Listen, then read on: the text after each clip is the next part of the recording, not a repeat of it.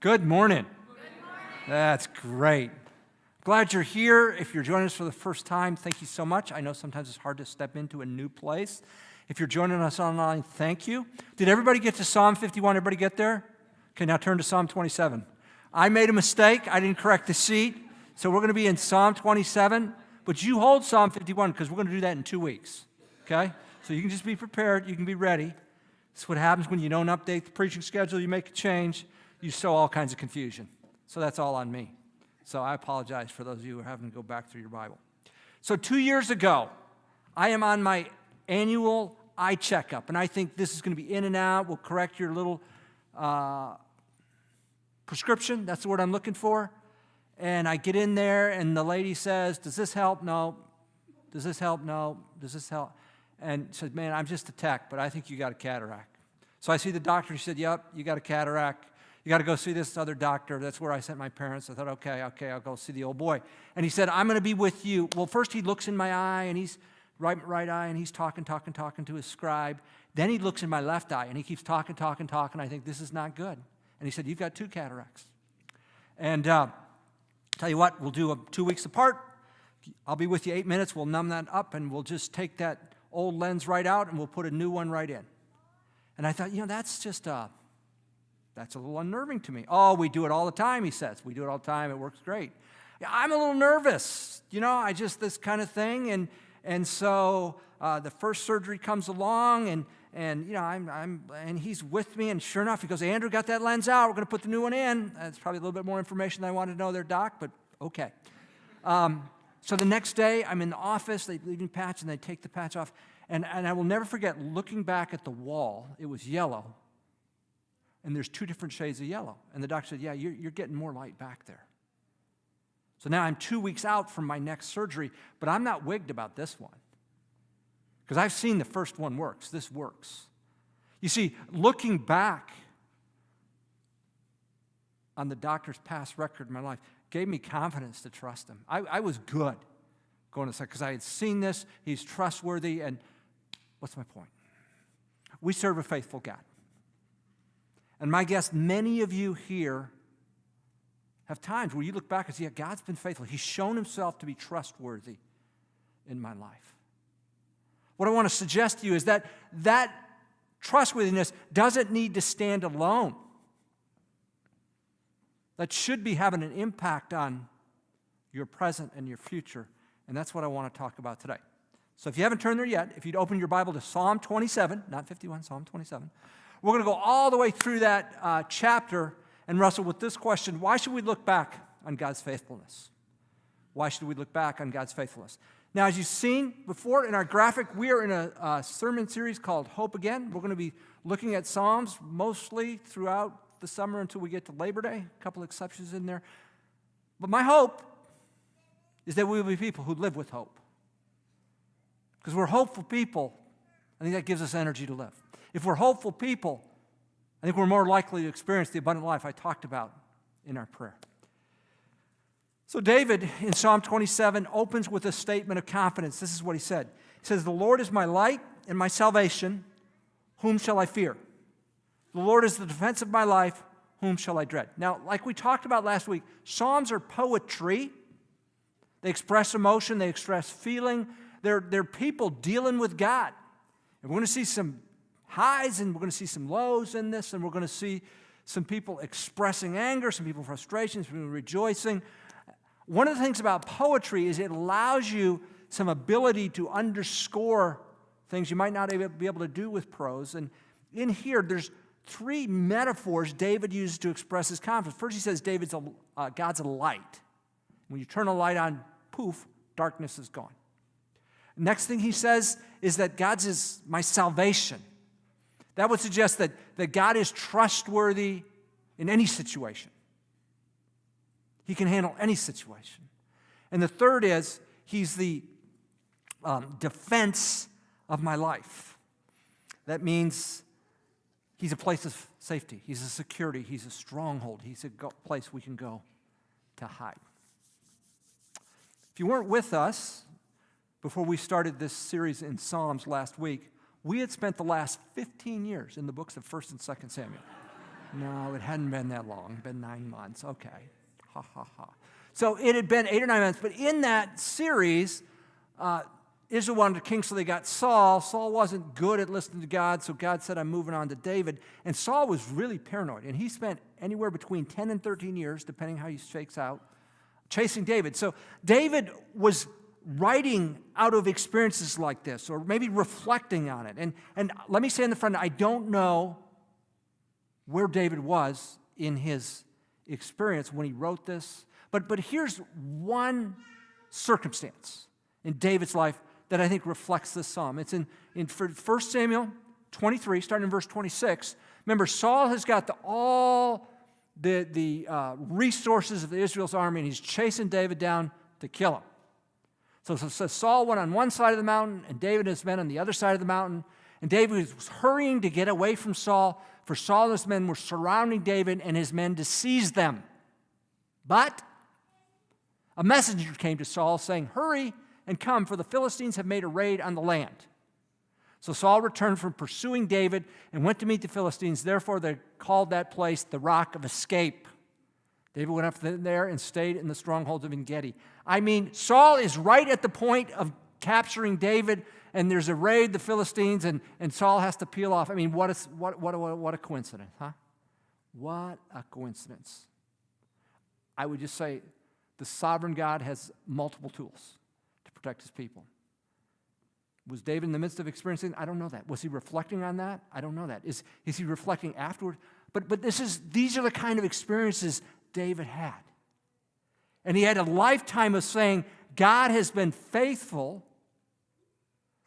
So I want to look back on that, and so that's what he does in verse 2. He says, when evildoers came upon me to devour my flesh, my adversaries and my enemies, they stumbled and fell. Now, poetry has some parallelism. Remember, there were 3 descriptions of God as his defense. Now he's going to give in verse 2 3 descriptions of his foes. Here's what they are. They're evildoers, they're adversaries, and they're enemies. More parallelism. He describes it with 2 descriptions what they came. They came upon me to devour my flesh. 2 things happened to them. They stumbled and they fell. An English teacher, you got to love this, don't you? This is just great. They've got an English lesson right here.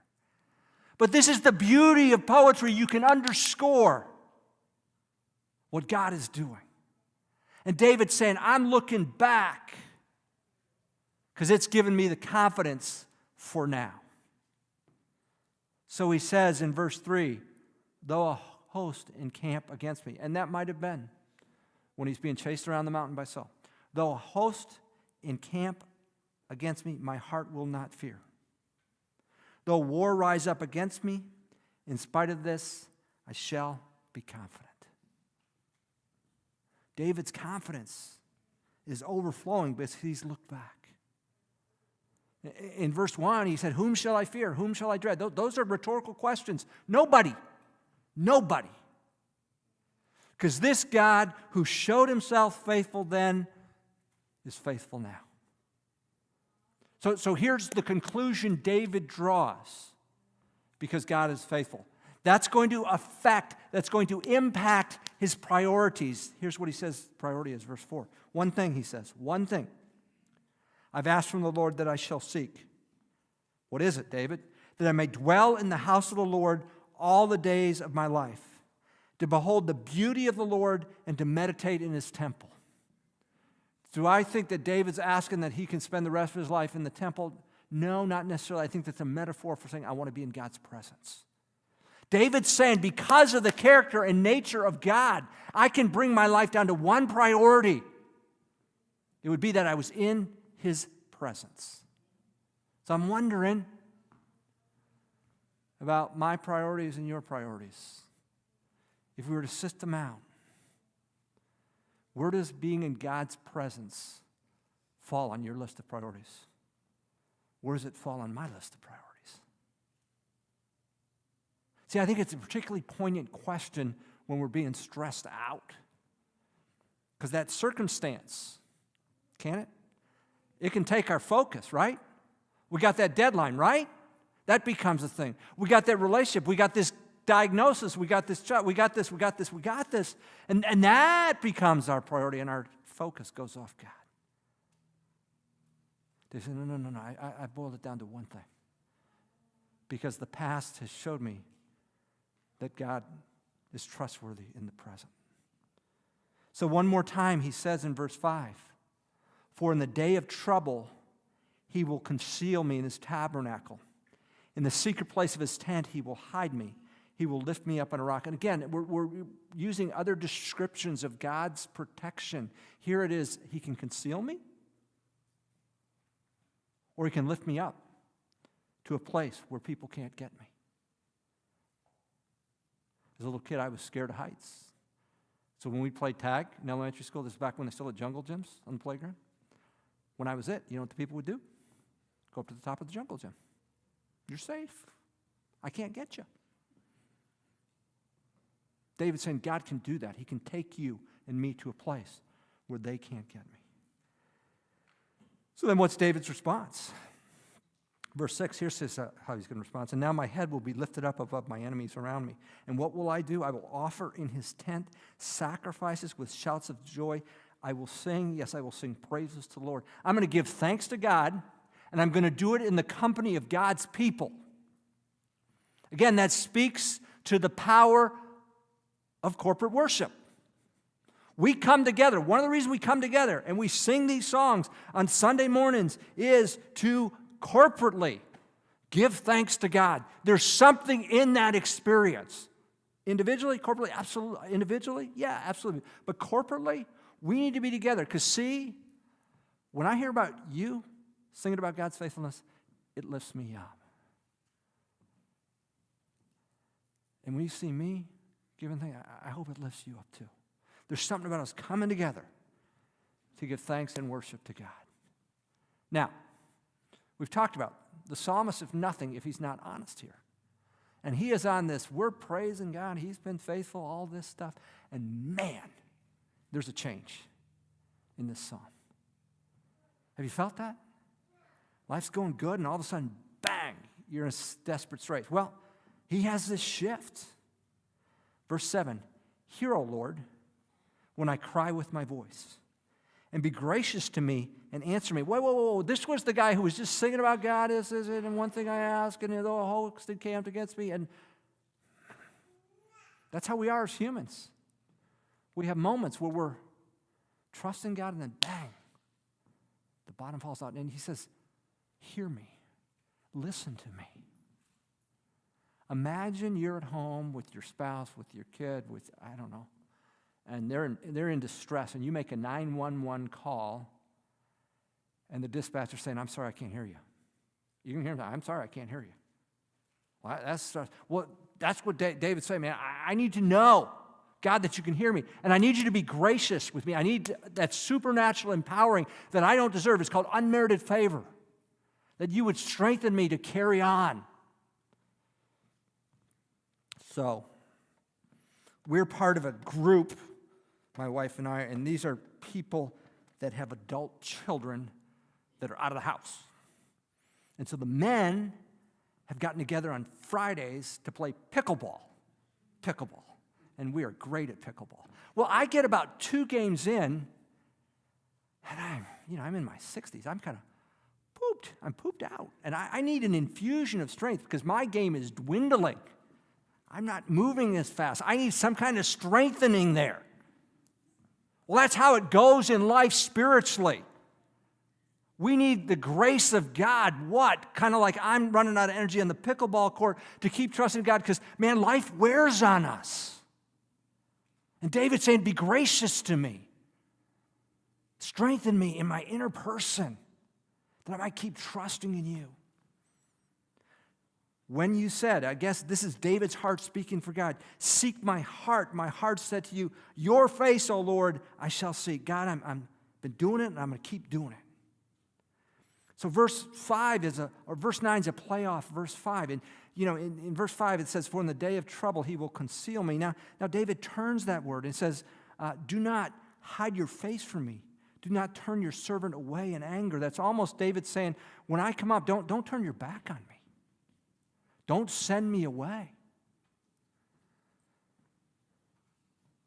said, you've been my help. Do not abandon me nor forsake me, O God of my salvation. That second part is God walking away. David saying desperately, I need you. Lord, don't. Back out. And then David comes to the conclusion, for my father and my mother have forsaken me, but the Lord will take me up. And that's an argument from lesser to greater. Kind of the thinking is, and I realize there's exceptions, but most parents would never forsake their kid.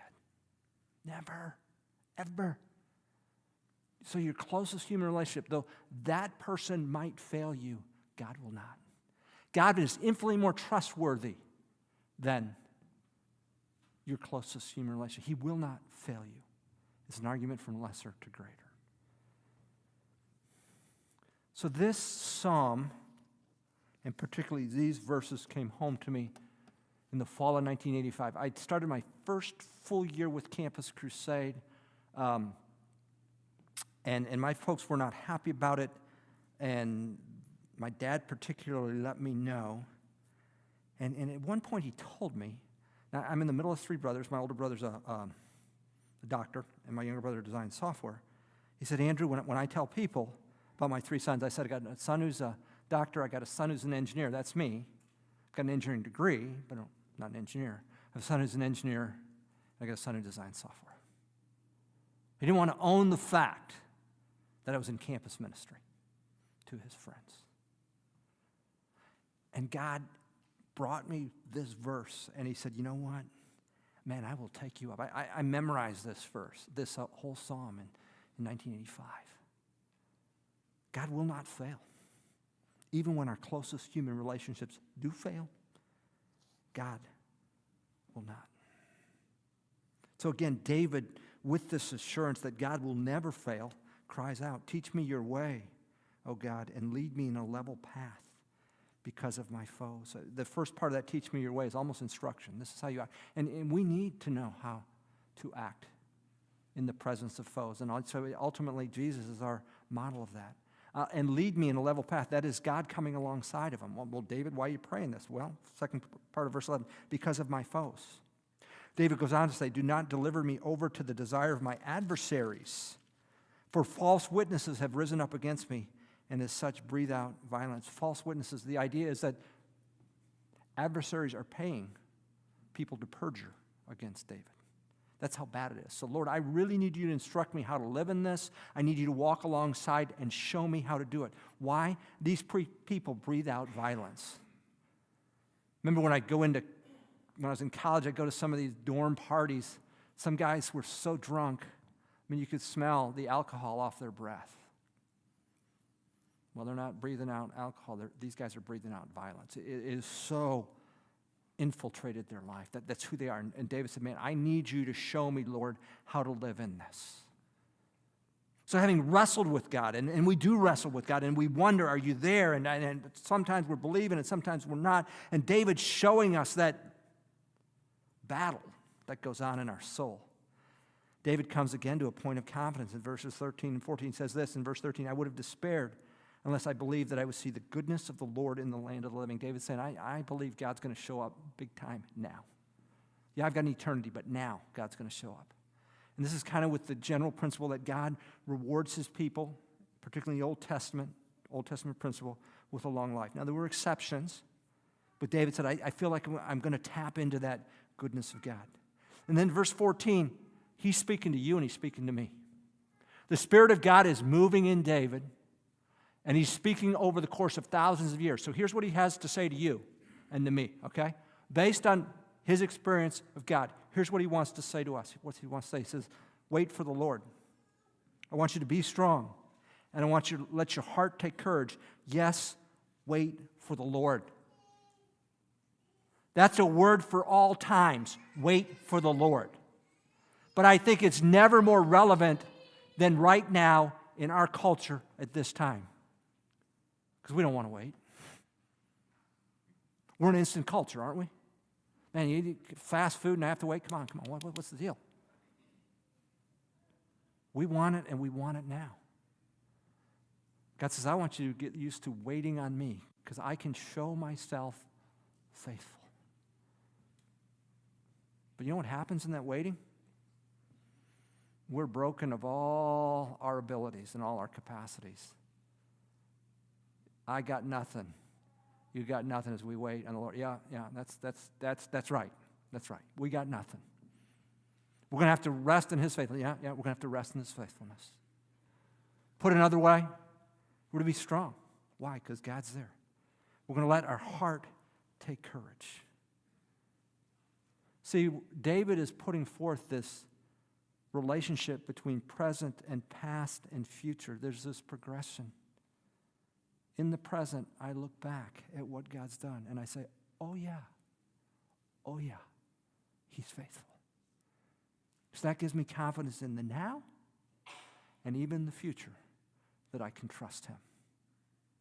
So it's not a waste of time to look back on God's faithfulness. Why should we look back on God's faithfulness? Here we go. Looking back on God's faithfulness strengthens our confidence to trust Him for our present and our future.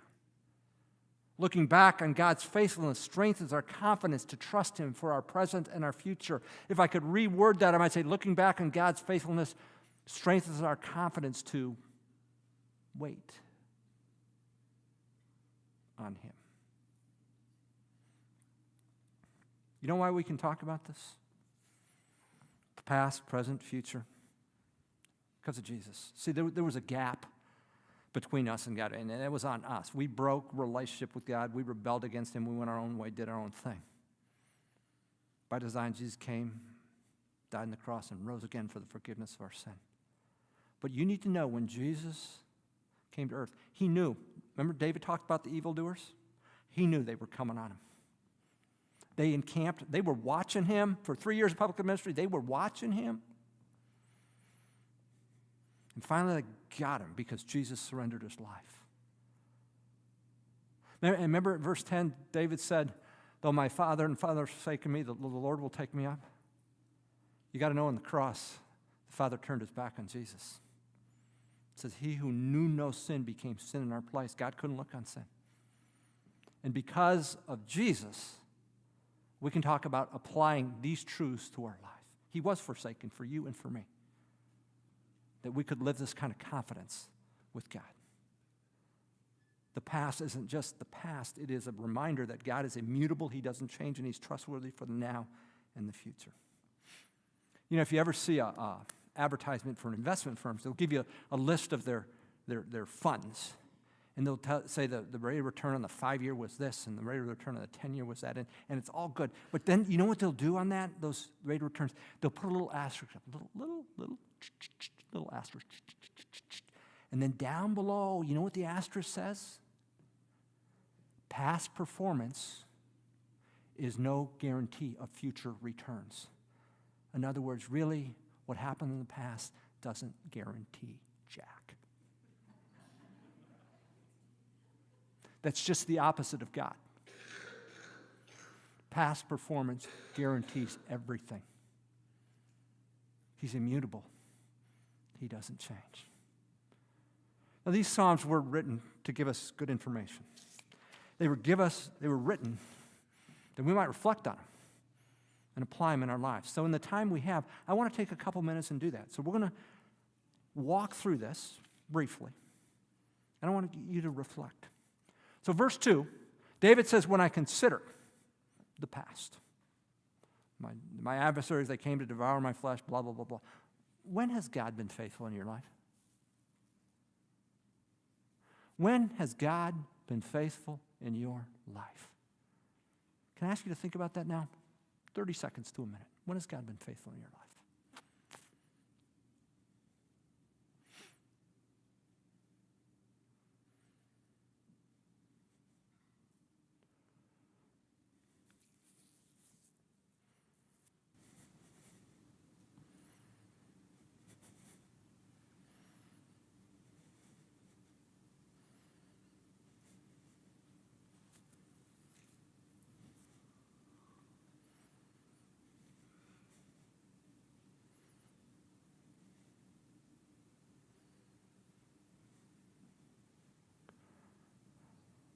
See, I'm not asking you to do that just because.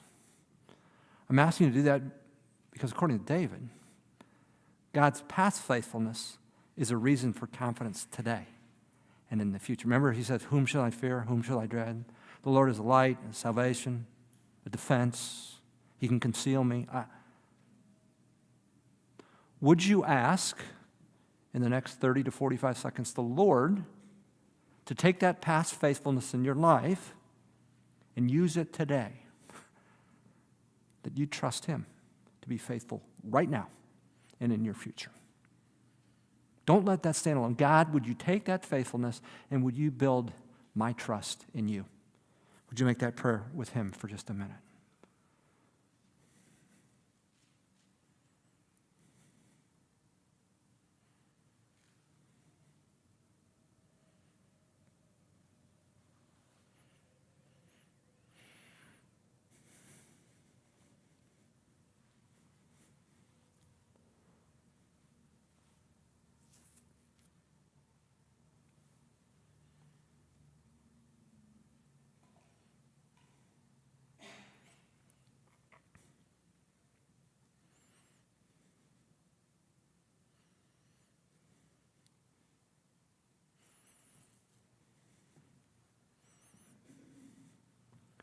I'm not asking you to do this just because it seems like a good exercise.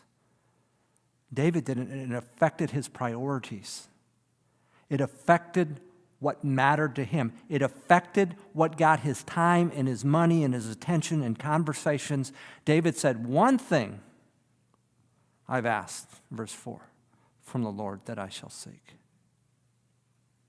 That I may dwell in his house all the days of my life, to gaze upon his beauty. Would you take 30 to 45 seconds to ask God that his past faithfulness and this trust would affect your priorities? Because see, when we get in a bad way, we focus on, at least I do, we focus on the circumstance instead of God. Would you ask God that your priorities would be shaken as you reflect on his past goodness and your present confidence in him?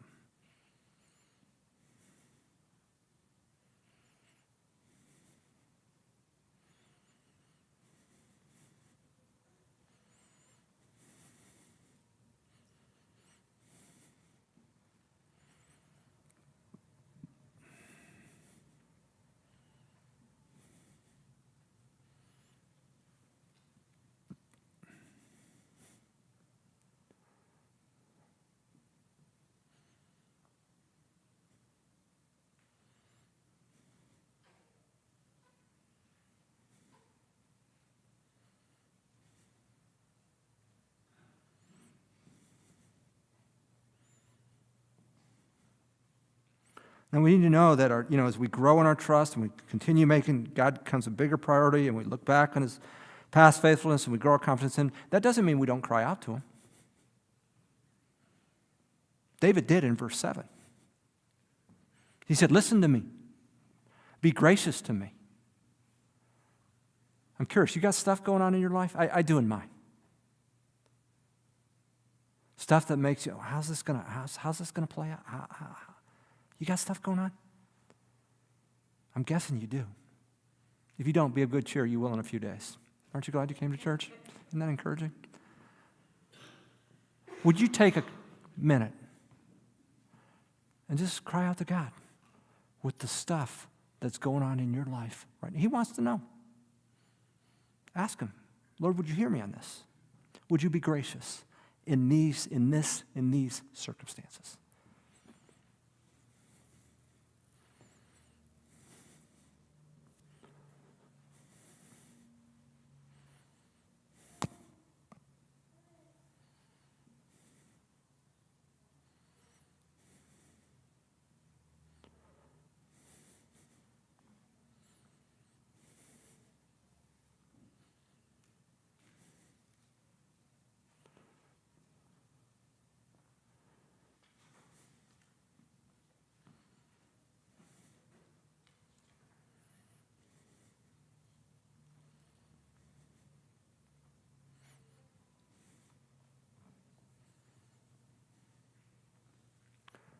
Last thing, verse 14. God says, wait for the Lord. Let your heart be strong. Take courage. Wait for the Lord. That's un-American, to wait. Would you ask God, in the midst of your stuff that you just prayed for, right? Remember, you just prayed for that? Would you ask him for the power to wait? How long? Until he's ready to move. That your faith would play out and that you're willing to wait.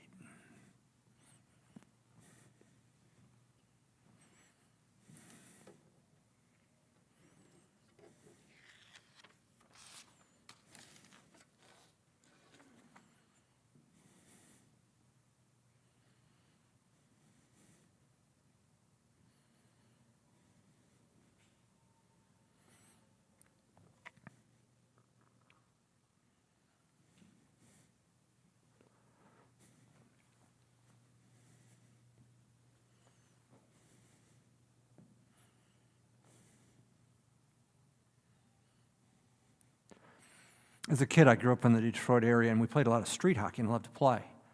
And I wanted to play real hockey, but my dad said, you go learn to skate, and I'll sign you up. Well, I never got good enough to skate, not even close. So that's why when the Olympics come around, I guess I'm always kind of amazed at the skaters, what they can do. And one of the things they do are the pairs, a guy, man and a woman, and that man will throw that woman up in the air, and she will do all kinds. She'll pike and she'll flip and she'll do all kind of stuff and come down and catch her. And I just think, how does she not worry about being dropped by the guy? Well, my guess is they've done that tons and tons and tons and tons and tons of times, and he's never dropped her. And if she's worried about, is the old boy going to catch me, I don't think she's going to be as effective up there doing whatever she's doing. I'm guessing that confidence comes from past practice, past events. How much more with the living God? Why should we look back on God's faithfulness? Looking back on his faithfulness gives us the strength to trust him for our present and our future.